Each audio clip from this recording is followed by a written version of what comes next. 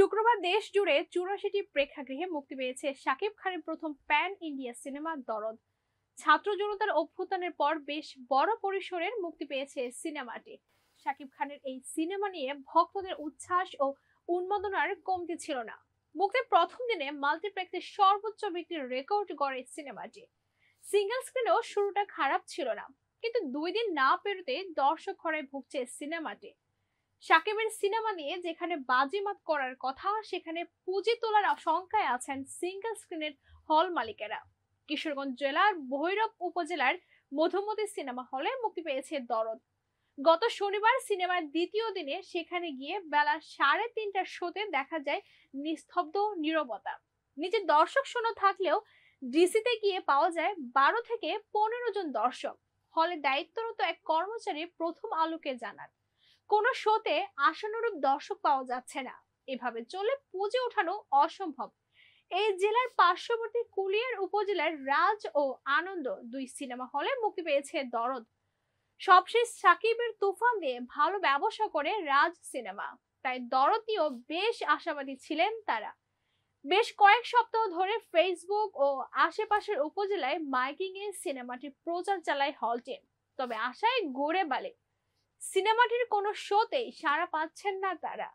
হলটির প্রদর্শক কৃষ্ণ দাস প্রথম আলোকে বলেন, রাজ সিনেমায় যে কোনো সিনেমা প্রথম সপ্তাহে বেশ ভালোই চলে, আর শাকিব খানের সিনেমা হলে তো কথাই নেই। তবে এই সিনেমার কোনো শোতে আমরা তেমন দর্শক পাচ্ছি না। ৩ দিন তো গেল, দেখি বাকি সপ্তাহে কপালে কি আছে। সম্প্রতি সিনেপ্লেক্সের যুগে পা রাখলো যশোরের ঐতিহ্যবাহী মনিহার সিনেমা হল। হলটিতে মুক্তি পেয়েছে সাকিবের দরদ। আজ রোববার কথা হয় যশোরের মনিহার সিনেপ্লেক্সের ম্যানেজার ফারুক আহমেদের সঙ্গে। তিনি জানান, শুক্রবার মোটামুটি ভালোই শুরু করেছিল দরদ, কিন্তু শনিবার থেকে ছন্দপতন। প্রতিদিন 5টি শো চললেও কোনো শোতেই তেমন দর্শক হচ্ছে না। সাম্প্রতিক সময়ে শাকিব খানের কোনো ছবিতে মুক্তির প্রথম 3 দিনেই এমন খরা তাদের দেখতে হয়নি বলেও জানান তিনি। নীলফামারীতে জেলার একমাত্র হল সৈয়দপুরের তামান্না ডিজিটাল সিনেমা। হাজারের বেশি দর্শক ধারণ ক্ষমতার এই হলটিতে সাকিবের সিনেমা মুক্তি মানেই উৎসব। পার্শ্ববর্তী উপজেলা থেকে দর্শকের ঢল নামে এখানে। সে আশায় সব সময়ের মতো বেশি রেন্টাল দিয়ে সাকিব খানের সিনেমাটি নিয়েছিল হলটি।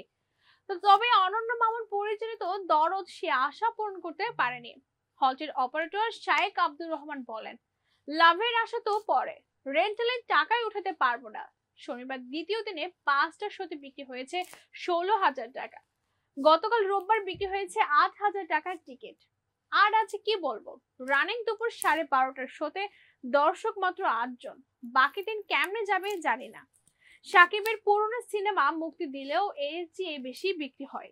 সিনেমাটি নিয়ে হল ফেরত দর্শক প্রতিক্রিয়া কি, এ প্রশ্নে শায়েক আব্দুর রহমান বলেন, দর্শক হল থেকে বের হয়ে বলছেন তারা গল্প বুঝতে পারেননি, তবে সাকিব ভাইয়ের অভিনয়ের প্রশংসা করছেন তারা। ঢাকার ঐতিহ্যবাহী মধুমিতা সিনেমা হল বেশ আশাবাদী সাকিবের দরদ নিয়ে।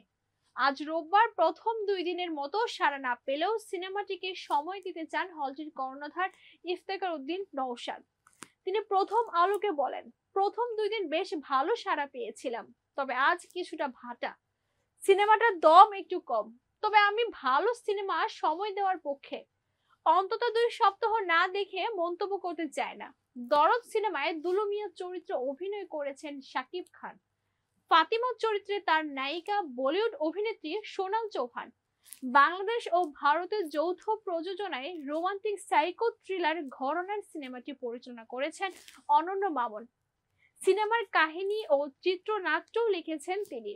ছবি প্রযোজক হিসেবে আছেন অশোক ধানুকা, হিমাংশু ধানুকা, কামাল মোহাম্মদ কিবরিয়া ও অনন্য মামুন। সহ প্রযোজক হিসেবে আছেন করণ শাহ। বিশ্বজুড়ে পরিবেশন করছে অ্যাকশন কাজ এন্টারটেইনমেন্ট। শাকিব খান ও সোনাল চৌহান ছাড়াও এতে অভিনয় করেছেন পায়েল সরকার, রাহুল দেব, অলোক জৈন, রাজেশ শর্মা, সাফা মারোয়া, ইমতুর রাতিশ, তানভীর তারেক, জাকির হোসেন, ফারহান খান রিও এবং বিশ্বজিৎ চক্রবর্তী।